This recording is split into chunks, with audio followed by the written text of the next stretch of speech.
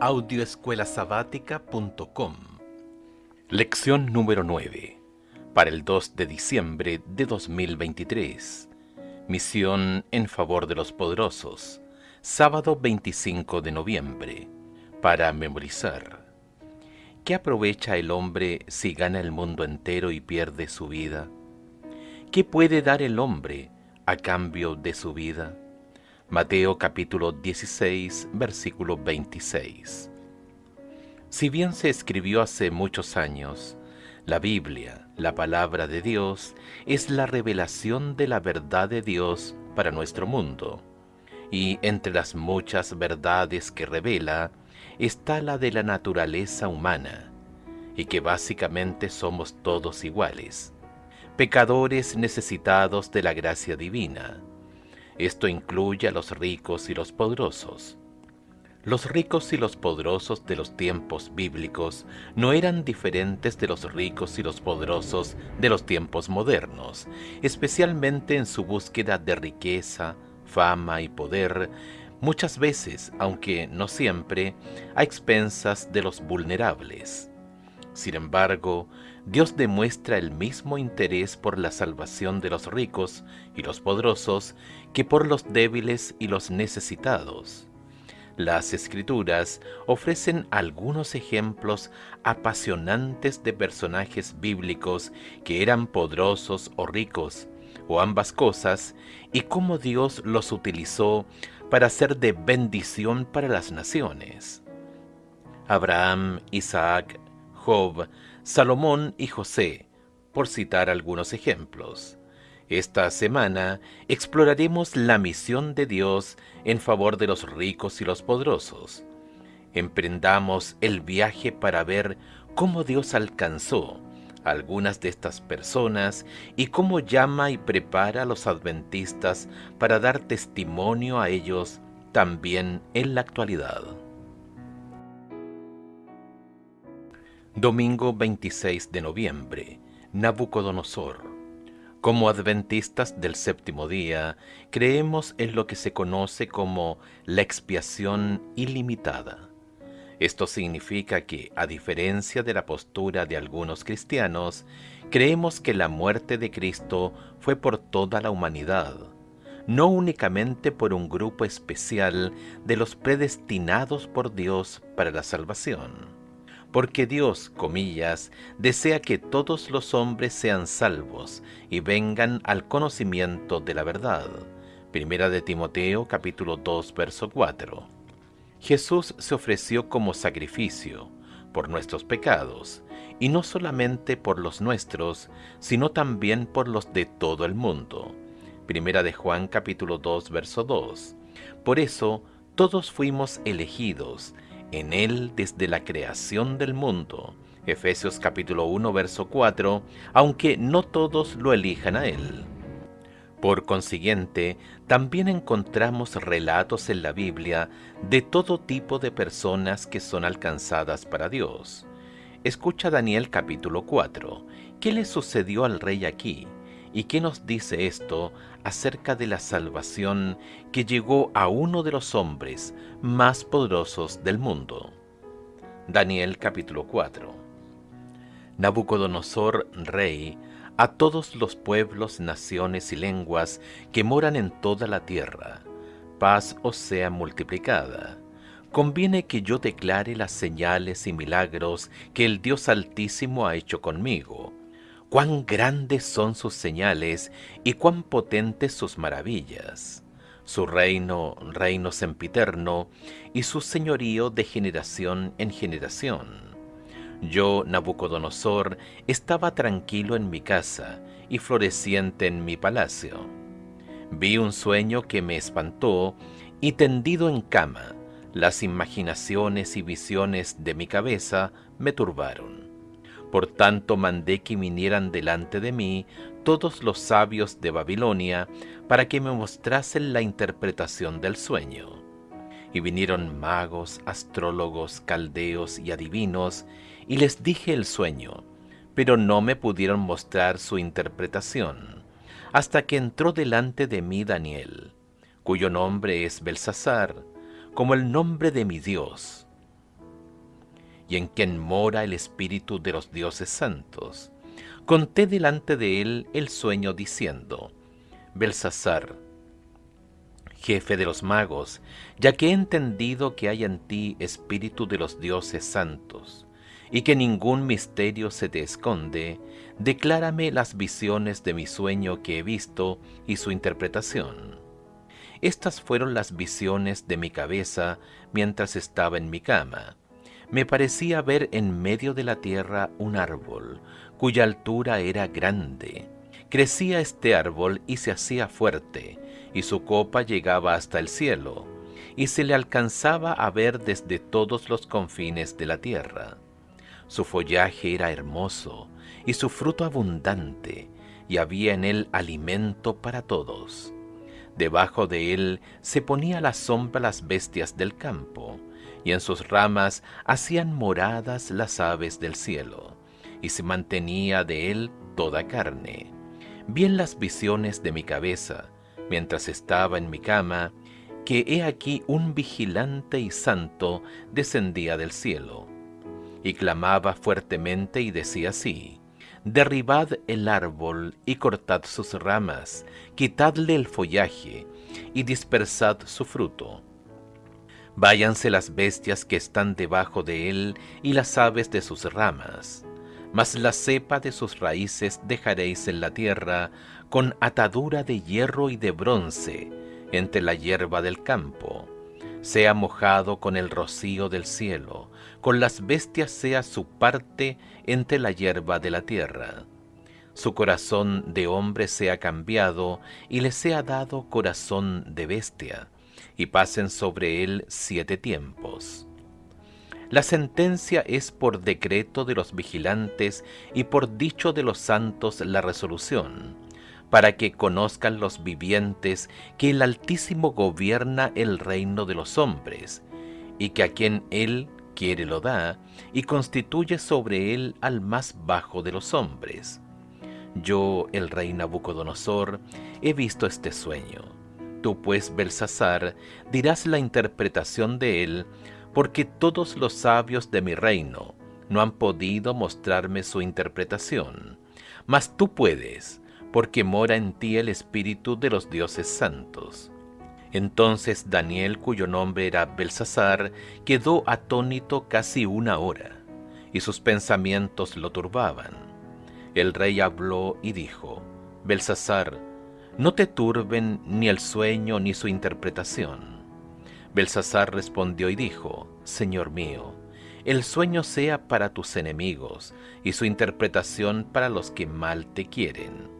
El árbol que viste que crecía y se hacía fuerte, y cuya copa llegaba hasta el cielo, y que se veía desde todos los confines de la tierra, cuyo follaje era hermoso y su fruto abundante, y en que había alimento para todos, debajo del cual moraban las bestias del campo, y en cuyas ramas anidaban las aves del cielo. Tú mismo eres, oh rey, que creciste y te hiciste fuerte, pues creció tu grandeza y ha llegado hasta el cielo, y tu dominio hasta los confines de la tierra. Y en cuanto a lo que vio el rey, un vigilante y santo, que descendía del cielo y decía: cortad el árbol y destruidlo, mas la cepa de sus raíces dejaréis en la tierra, con atadura de hierro y de bronce en la hierba del campo, y sea mojado con el rocío del cielo, y con las bestias del campo sea su parte, hasta que pasen sobre él 7 tiempos. Esta es la interpretación, oh rey, y la sentencia del Altísimo, que ha venido sobre mi señor el rey. Que te echarán de entre los hombres, y con las bestias del campo será tu morada, y con hierba del campo te apacentarán como a los bueyes, y con el rocío del cielo serás bañado, y 7 tiempos pasarán sobre ti, hasta que conozcas que el Altísimo tiene dominio en el reino de los hombres, y que lo da a quien él quiere. Y en cuanto a la orden de dejar en la tierra la cepa de las raíces del mismo árbol, significa que tu reino te quedará firme, luego que reconozcas que el cielo gobierna. Por tanto, oh rey, acepta mi consejo, tus pecados redime con justicia, y tus iniquidades haciendo misericordias para con los oprimidos, pues tal vez será eso una prolongación de tu tranquilidad. Todo esto vino sobre el rey Nabucodonosor. Al cabo de 12 meses, paseando en el palacio real de Babilonia, habló el rey y dijo: ¿No es esta la gran Babilonia que yo edifiqué para casa real, con la fuerza de mi poder y para gloria de mi majestad?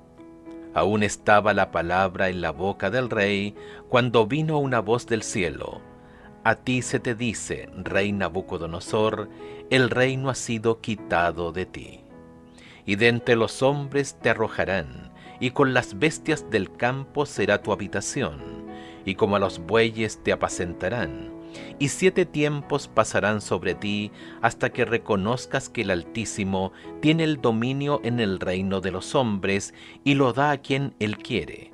En la misma hora se cumplió la palabra sobre Nabucodonosor, y fue echado de entre los hombres, y comía hierba como los bueyes, y su cuerpo se mojaba con el rocío del cielo, hasta que su pelo creció como plumas de águila, y sus uñas como la de las aves.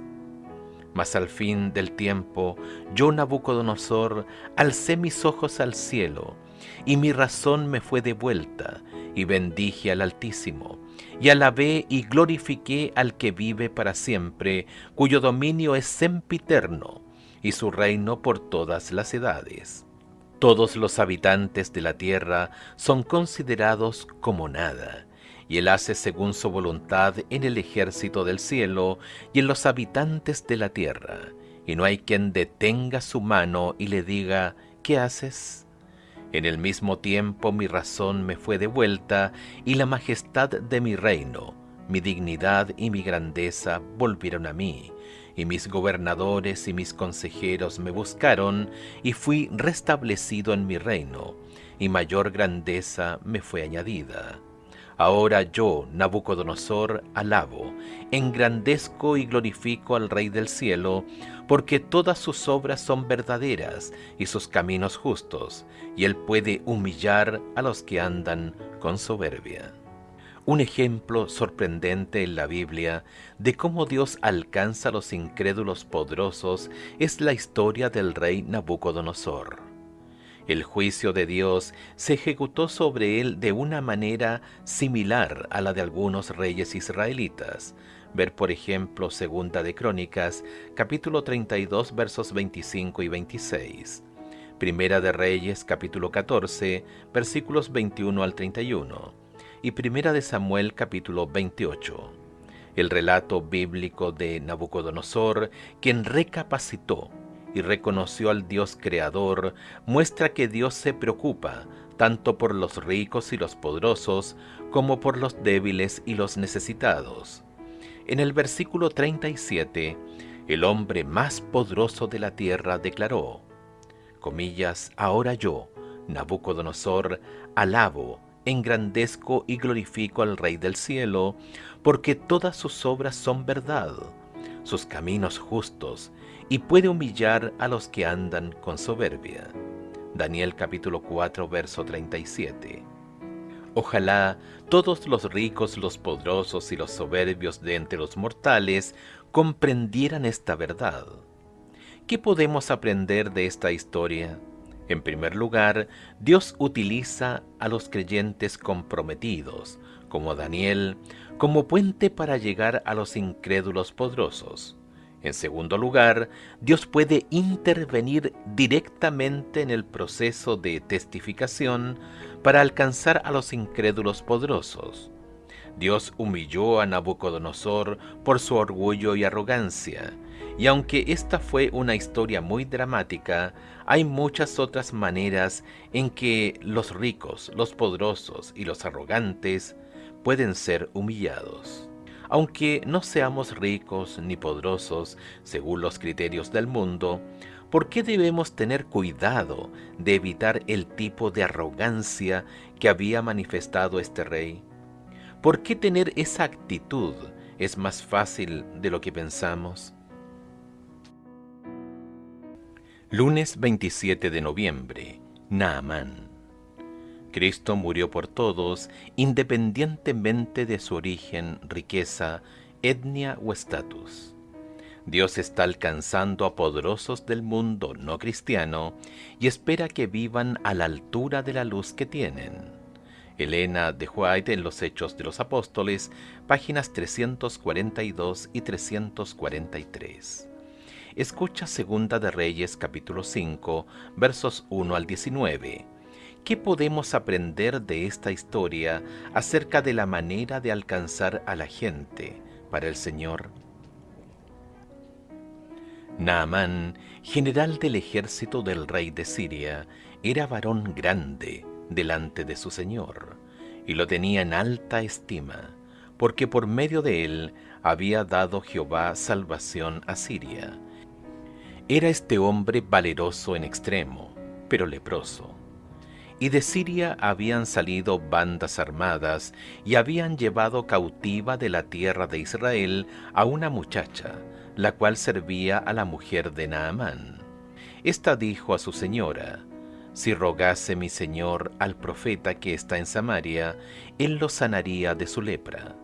Entrando Naamán a su señor, le relató diciendo: así y así ha dicho una muchacha que es de la tierra de Israel. Y le dijo el rey de Siria: anda, ve, y yo enviaré cartas al rey de Israel. Salió pues él llevando consigo 10 talentos de plata y 6 piezas de oro y 10 mudas de vestido. Tomó también cartas para el rey de Israel que decían así: cuando lleguen a ti estas cartas, sabe por ellas que yo envío a ti mi siervo Naamán para que lo sanes de su lepra. Luego que el rey de Israel leyó las cartas, rasgó sus vestidos y dijo: ¿soy yo Dios que mate y dé vida, para que éste envíe a mí a que sane un hombre de su lepra? Considerad ahora y ved cómo busca ocasión contra mí. Cuando Eliseo, el varón de Dios, oyó que el rey de Israel había rasgado sus vestidos, envió a decir al rey: ¿por qué has rasgado tus vestidos? Venga ahora a mí, y sabrá que hay profeta en Israel. Y vino Naamán con sus caballos y con su carro, y se paró a las puertas de la casa de Eliseo. Entonces Eliseo le envió un mensajero diciendo: ve y lávate 7 veces en el Jordán, y tu carne se te restaurará y serás limpio. Y Naamán se fue enojado, diciendo: he aquí yo decía para mí, saldrá él luego, y estando en pie invocará el nombre de Jehová su Dios, y alzará su mano y tocará el lugar y sanará la lepra. Abana y Farfar, ríos de Damasco, ¿no son mejores que todas las aguas de Israel? Si me lavare en ellos, ¿no seré también limpio? Y se volvió y se fue enojado. Mas sus criados se le acercaron y le hablaron diciendo: Padre mío, si el profeta te mandara alguna gran cosa, ¿no la harías? ¿Cuánto más diciéndote: lávate y serás limpio? Él entonces descendió y se zambulló 7 veces en el Jordán, conforme a la palabra del varón de Dios, y su carne se volvió como la carne de un niño, y quedó limpio. Y volvió al varón de Dios, él y toda su compañía, y se puso delante de él y dijo: he aquí ahora conozco que no hay Dios en toda la tierra, sino en Israel. Te ruego que recibas algún presente de tu siervo. Mas él dijo: vive Jehová, en cuya presencia estoy, que no lo aceptaré. Y le instaba que aceptara alguna cosa, pero él no quiso. Entonces Naamán dijo: te ruego pues, de esta tierra no se dará a tu siervo la carga de un par de mulas, porque de aquí en adelante tu siervo no sacrificará holocausto, ni ofrecerá sacrificio a otros dioses sino a Jehová. En esto perdone Jehová tu siervo, que cuando mi señor, el rey, entrara en el templo de Rimón, para adorar en él, y se apoyare sobre mi brazo, si yo también me inclinara en el templo de Rimón, cuando haga tal, Jehová perdone en esto a tu siervo. Y él le dijo, ve en paz. Se fue pues y caminó como media legua de tierra. En Segunda de Reyes capítulo 5 versos 17 al 19, Naamán hizo dos peticiones inusuales después de que Dios lo sanó de la lepra. En primer lugar, pidió llevar 2 mulas cargadas de tierra de Israel a Siria, con el propósito de adorar al Dios vivo. Dijo, comillas, porque de aquí en adelante tu siervo no sacrificará holocausto ni ofrenda a otro Dios sino al Señor. Segunda de Reyes capítulo 5 verso 17. En segundo lugar, Naamán pidió permiso para inclinarse junto a su rey, aunque ya no adoraría a los dioses de su rey. Ahora Naamán creía en el único Dios verdadero. Sin embargo, todavía tenía creencias paganas. Su pedido de llevarse tierra de Israel indicaba que no entendía completamente al Dios creador. Tal vez supuso que necesitaba llevar tierra porque en su cosmovisión Dios es territorial, como sus antiguos dioses, o tal vez quería construir un altar con la tierra de Israel. De cualquier manera, su creencia en Dios estaba mezclada con sus antiguas creencias. La historia de Naamán ofrece un contexto para los no cristianos que se acercan a Cristo en la actualidad. Una lección que no podemos aprender de la historia de Naamán es que los cambios de cosmovisión llevan tiempo. La segunda petición era más preocupante. ¿Por qué Naamán pedía permiso para inclinarse junto con su rey para luego pedir a Dios que lo perdonara? La respuesta del profeta nos da una pista. Ve en paz. Segunda de Reyes capítulo 5 verso 19. Como poderoso de Siria, Naamán tenía deberes que cumplir que suponían un reto para su nueva fe. Es importante que los nuevos creyentes, especialmente los que provienen de otras religiones, reciban apoyo y orientación para hacer frente a las exigencias culturales y sociales de su vida pasada, antes de ser una persona de fe. Recuerda, Naamán dejó su país impío como leproso y regresó como un hombre sanado y un discípulo del Dios creador. Acababa de comenzar su experiencia, necesitaba tiempo para crecer. ¿Qué lecciones podemos aprender de esta historia acerca de no presionar a la gente demasiado rápido, especialmente a quienes vienen de una cultura o trasfondo no cristiano? Martes 28 de noviembre. Testificar a los instruidos. Nicodemo. Nicodemo era un hombre culto. La Biblia lo describe como un gobernante de los judíos. Juan capítulo 3, verso 1. Jesús se refirió a él como maestro de Israel. Juan capítulo 3, verso 10. Conocía bien la Biblia y tenía sed espiritual del Señor. Desde una perspectiva humana, podía parecer un seguidor de Dios. Guardaba todos los mandamientos y era un líder respetado entre los judíos. Era poderoso y rico. Muchos consideraban que estas cosas eran señales de que Dios lo había bendecido. Sin embargo, resulta que estas apariencias superficiales eran únicamente eso, apariencias superficiales. Escucha Juan capítulo 3, versos 1 al 12. Había un hombre de los fariseos que se llamaba Nicodemo, un principal entre los judíos. Este vino a Jesús de noche y le dijo: Rabí, sabemos que has venido de Dios como maestro, porque nadie puede hacer estas señales que tú haces si no está Dios con él. Respondió Jesús y le dijo: de cierto te digo, que el que no naciere de nuevo no puede ver el reino de Dios. Nicodemo le dijo: ¿Cómo puede un hombre nacer siendo viejo? ¿Puede acaso entrar por segunda vez en el vientre de su madre y nacer? Respondió Jesús: de cierto te digo, que el que no naciere de agua y del Espíritu no puede entrar en el reino de Dios. Lo que es nacido de la carne, carne es, y lo que es nacido del Espíritu, Espíritu es. No te maravilles que te dije, os es necesario nacer de nuevo. El viento sopla de donde quiere y oyes su sonido, mas ni sabes de dónde viene ni a dónde va.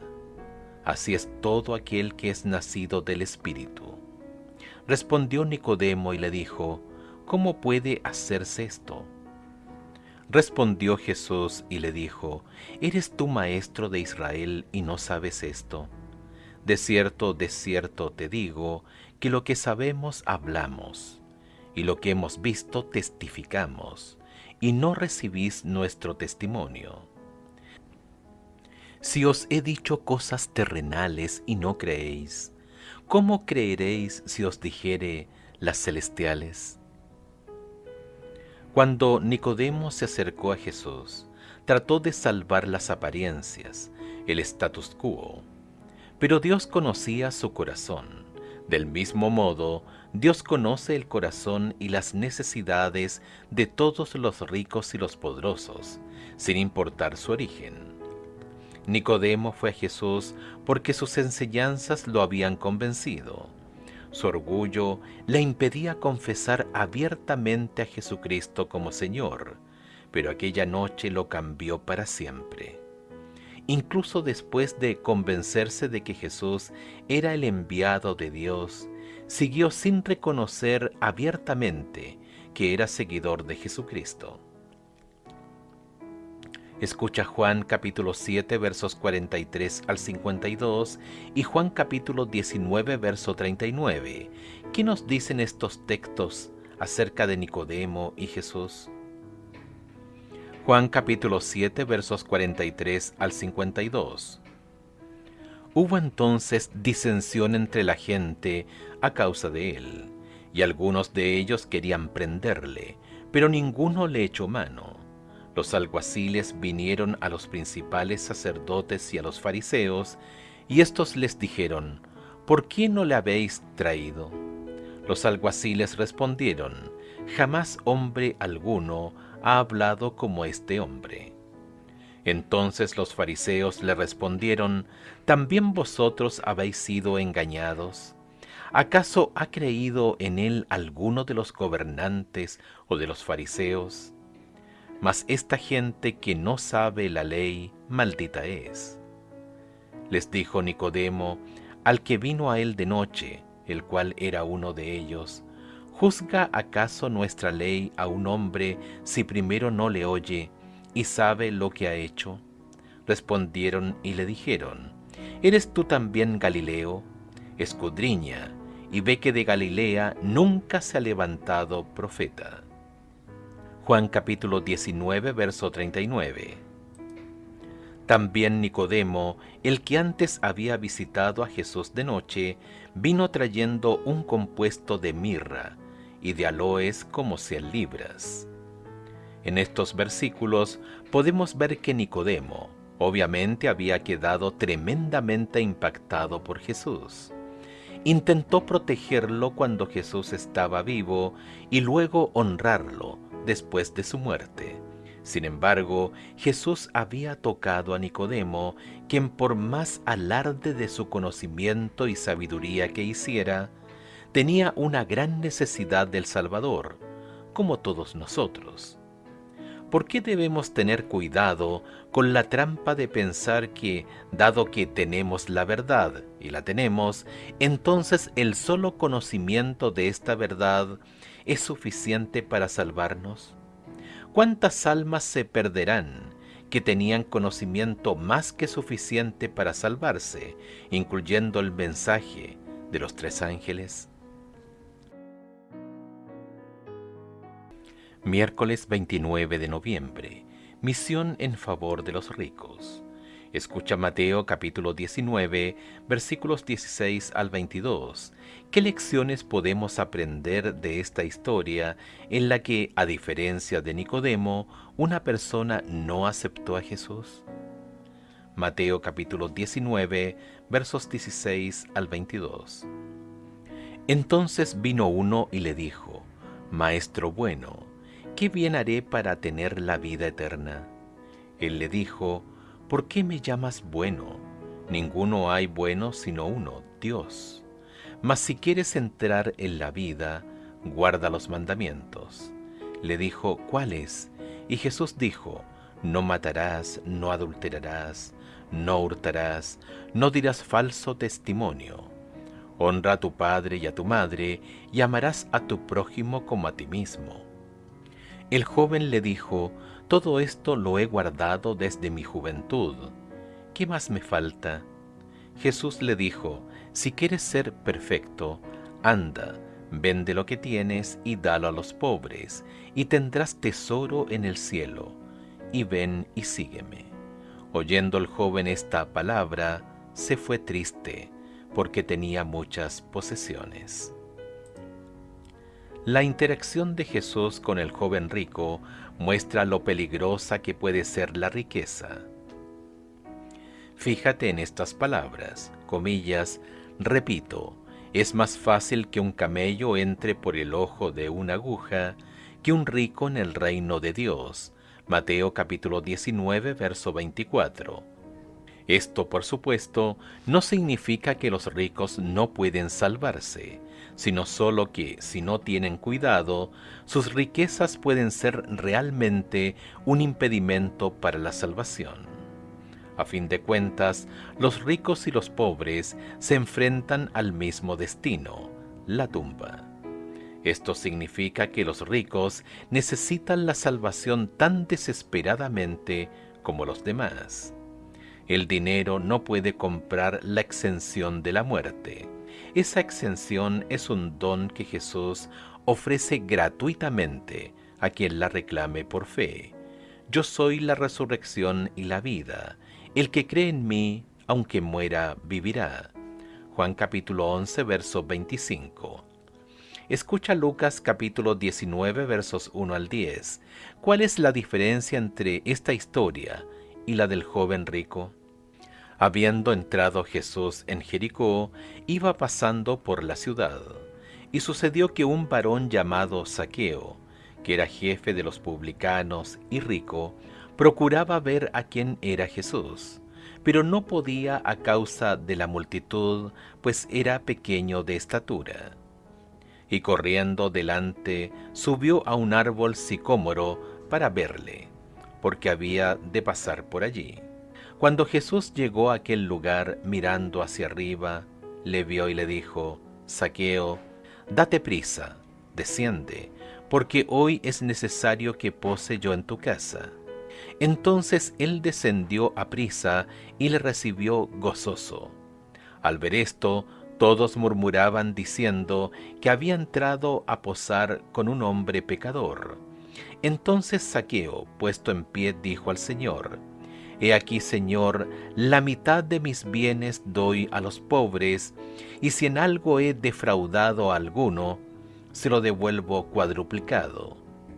Jesús le dijo: Hoy ha venido la salvación a esta casa, por cuanto él también es hijo de Abraham, porque el Hijo del Hombre vino a buscar y a salvar lo que se había perdido. Zaqueo respondió a Jesús de una manera que, lamentablemente, no lo hizo el joven rico. Nota que Jesús no le dijo a Zaqueo que vendiera lo que tenía para dárselo a los pobres, como hizo con el joven rico.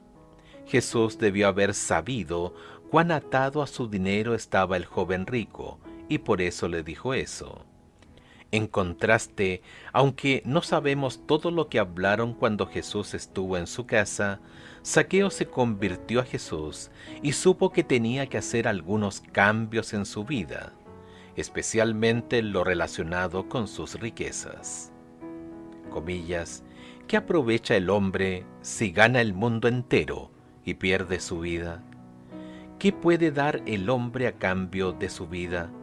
Mateo capítulo 16, verso 26. ¿Qué debería decirnos estas palabras a todos? Jueves 30 de noviembre. Misión en favor de los poderosos. Jesús sabía cómo hacerse amigo de los poderosos. Muchos de ellos lo admiraban y lo respetaban, y al mismo tiempo, también muchos lo despreciaban. Los poderosos de la Biblia que acudieron a Jesús en busca de ayuda, seguramente sintieron que Él se preocupaba por ellos.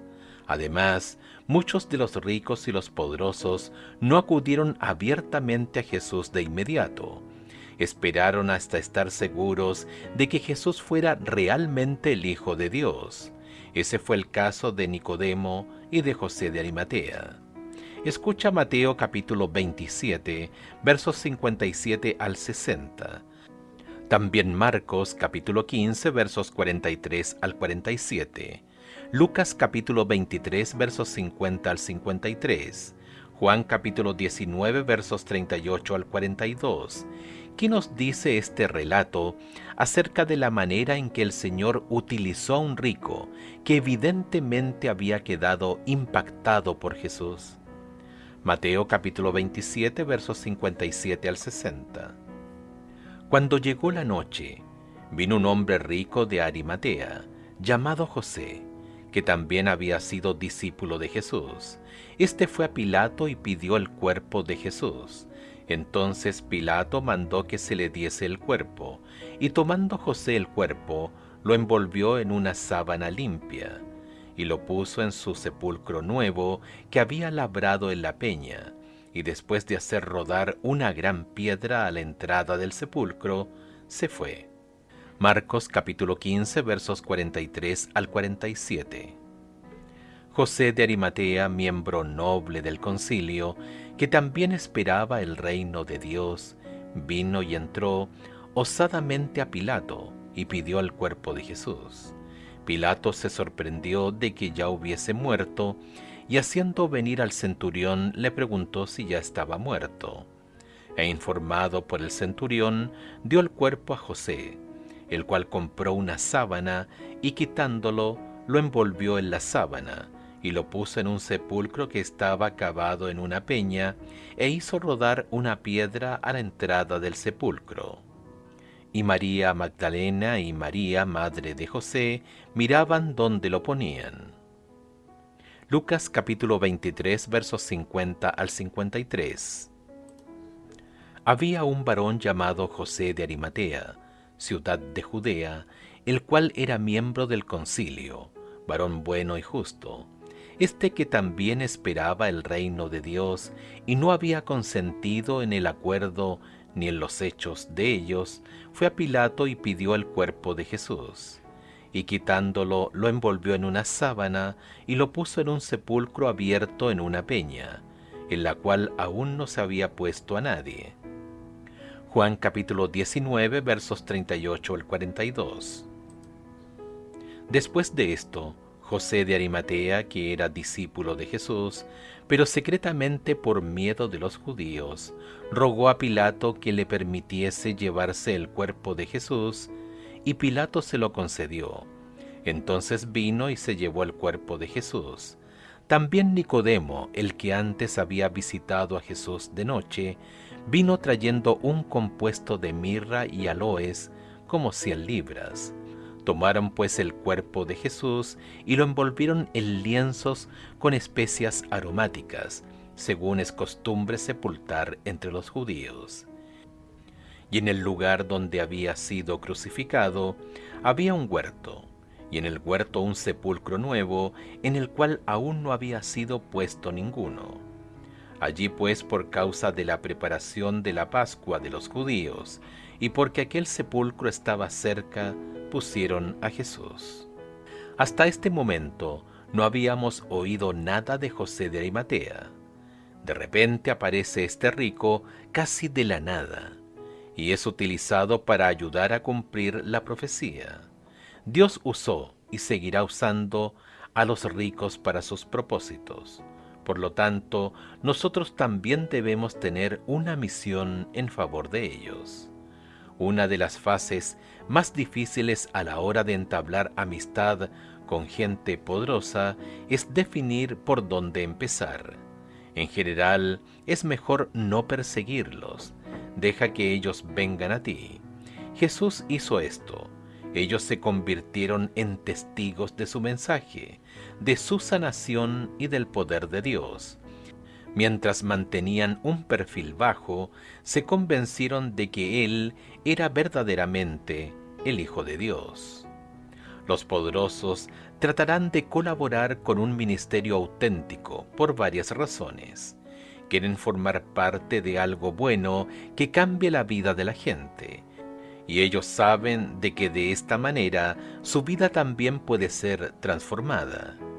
Es una forma sutil de que los ricos y los poderosos obtengan la ayuda que necesitan sin revelar públicamente sus necesidades. La segunda fase consiste en iniciar un auténtico ministerio como un medio para que los ricos y los poderosos formen parte del ministerio de Dios. Dedica algún tiempo a atender y considerar la vida de los ricos y los poderosos de tu sociedad.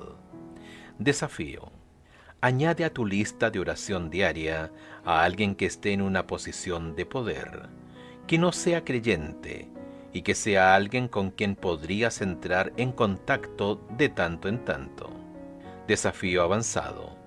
Escribe una carta o un correo electrónico a alguien que está en un puesto de poder, aunque sea alguien que no conozcas, y dile que estás orando por él o ella. Viernes 1 de diciembre. Para estudiar y meditar, lee en Elena de White El Ministerio de Curación. Comillas, Ministerio entre los ricos, en las páginas 160 y 166, y reflejemos a Jesús, comillas, la muchacha cautiva muestra preocupación por Naamán, página 329. El amor de Jesús es el mismo por los pobres que por los ricos y los poderosos del mundo. Murió tanto por los príncipes como por los indigentes. Jesús conocía la manera más eficaz de llegar al corazón de ellos. Nos advirtió que es más fácil pasar un camello por el ojo de una aguja que un rico entre en el reino de Dios. Marcos capítulo 10, verso 25. Esta semana tenemos el desafío de llegar a los poderosos y los ricos con el Evangelio de Jesucristo. Ellos necesitan la salvación tanto como los demás, aunque por desgracia no se den cuenta de ello debido a la sensación de seguridad que creen que les ofrece su riqueza. Mucho se ha dicho con respecto a nuestro deber hacia los pobres desatendidos, pero ¿no debe dedicarse alguna atención a los ricos desatendidos? Miles de ricos han descendido al sepulcro sin que nadie los previniera, pero por muy indiferentes que parezcan, muchos de ellos andan con el alma cargada. Elena de White, El Ministerio de Curación, páginas 160 y 161.